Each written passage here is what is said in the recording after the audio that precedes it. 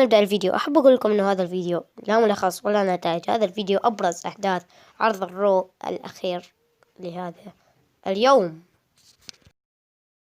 السلام عليكم، معكم محمد فاضل من قناة أبطال WWE.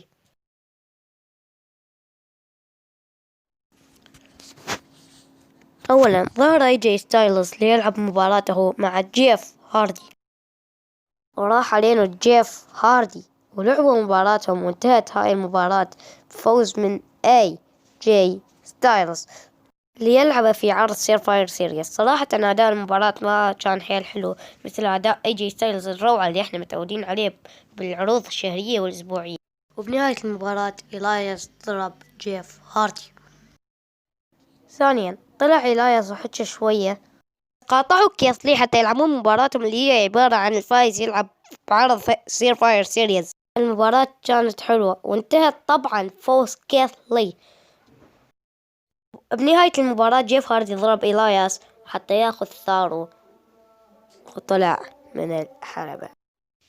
ثالثا اجوا فريق بوبي لاشلي و MVP وحكوا شوية، اجوا الريتريبيوشن حتى يلعبون مباراة، وانتهت هاي المباراة فوز من فريق بوبي لاشلي و MVP. صراحة أنا ضد هالشي اللي عتسويه WWE، يعني بدأوهم ويا الريتريبيوشن بداية حلوة، كل أسبوع ينزلون يضربونهم فريق أو مصارع دخلوهم عداوة ويا ذا فيند براي وايت. ليش هيخربون شخصيتهم مع فريق بوبي لاشلي و MVP؟ أنا ضد هالشي صراحة.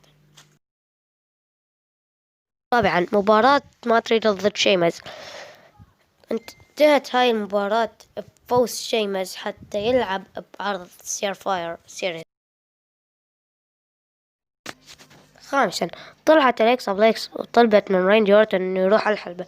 راندي أورتن راح على الحلبة، بس إجا بطل العالم السابق درو ماكنتاير، وصارت كونة بين راندي أورتن ودرو ماكنتاير. جاء ذا فيند براي وايت، ودرو ماكنتاير وبراي وايت ذا فيند يتحدوا بطل العالم على اللقب، بس بطل العالم راندي أورتن قال إنه هو مشغول برومان رينز، ورا العرض سيرفاير سيريز راح يختار واحد منهم. تقييم العرض الرو كامل 70%.